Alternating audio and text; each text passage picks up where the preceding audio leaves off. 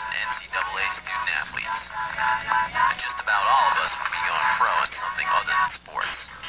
The NCAA reminds us to ask ourselves, what would we do? Over the last 100 years, the NCAA has helped millions of student athletes find their power outside the field, court, and rink. NCAA, celebrating 100 years of student athlete.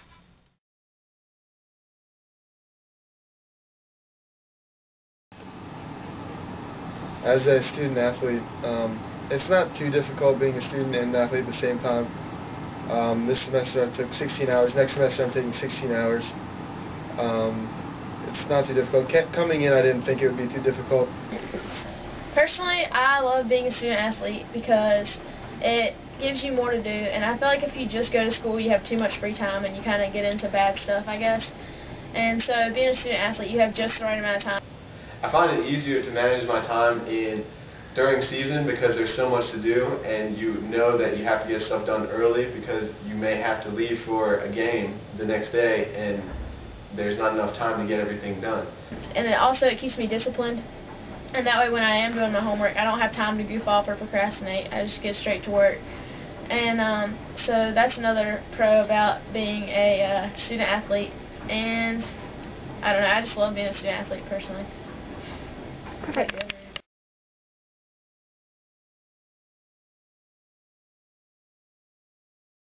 Playing soccer and being an elementary major has been difficult, being that we have to do a lot of hours in the school. We go to a lot of retreats and meetings and whatnot, and you have to schedule your time around soccer, and even sometimes you have to miss soccer for your major since it comes first. Because your coaches aren't going to give you so much to do where you don't have enough time to do your work, but they're going to give you just enough to do where it's challenging.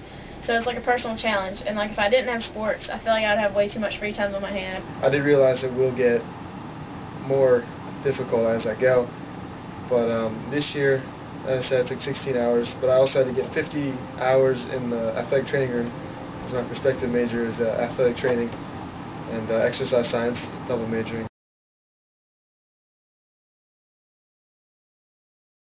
And they expect a lot out of you in the classroom to keep your grades up, to participate, and your coaches also have the same expectations.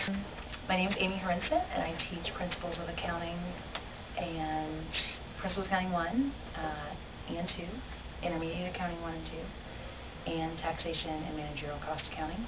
As far as student athletes are concerned in my class, I actually have a significant number of student athletes as majors in accounting, but in Principles of Accounting, student athletes make up, I would say, at least 50%, if not more, of my class enrollment. And I feel like I can divide them into two groups. There's one group that really takes it as a challenge and understands that as a student athlete you have a finite amount of time in a day and you have to do your best to schedule your time accordingly and take the challenge and rise to it. And then I have another group that I would say do not rise to the challenge and don't attend class regularly, don't complete homework assignments regularly, don't do well on their exams. But I do not feel like I could categorize all student athletes into one category or the other. They typically are ones who, as a student, know how to manage their time, know how to, time management is critical. They've got to balance both practice and homework and class assignments. So they're very typically the early ones who figure out, hey, I've got to have a good schedule and know exactly what I'm doing, when I'm doing it, and get it done. Some student athletes struggle with that in my classes, but the good ones I find, they are the most dedicated students to dealing with the issues of the classroom and having to balance it on the court, the field, whatever.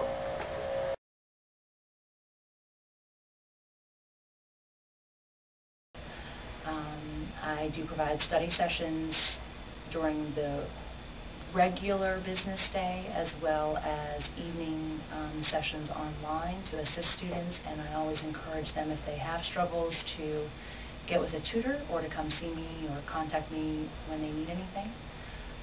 And again, the ones that take it as a challenge, take advantage of the opportunities. The ones that are just there do not.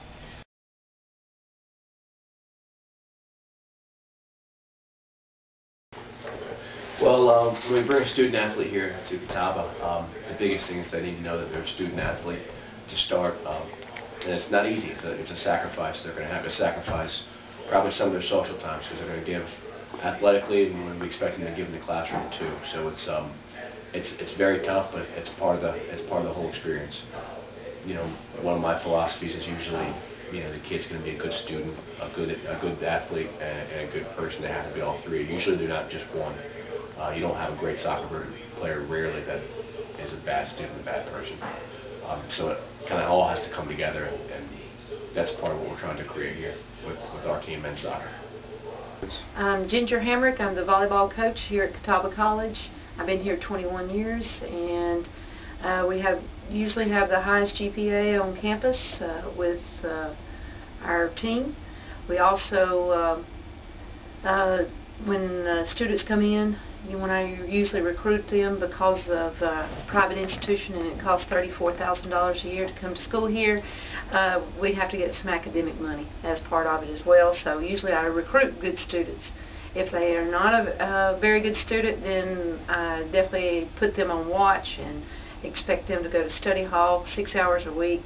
And if they don't make a 2.5, then they have to have study hall with me. And you can ask a couple players, that's not really what they like to do. And so that's my philosophy on what they should do.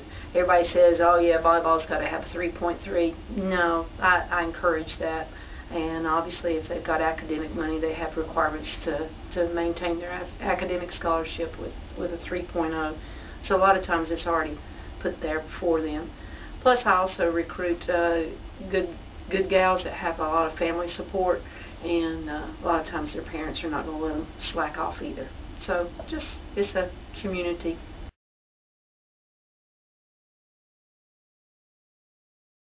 They are indeed students first, athletes second. Put school before soccer in most points, and because that's the main reason I'm here. I mean, soccer is there. I did play a lot of games this year, but it's a lot easier to fall out if you don't succeed in the classroom first. They are a student athlete, and student is first. Am I the best Catawba student ever? Maybe.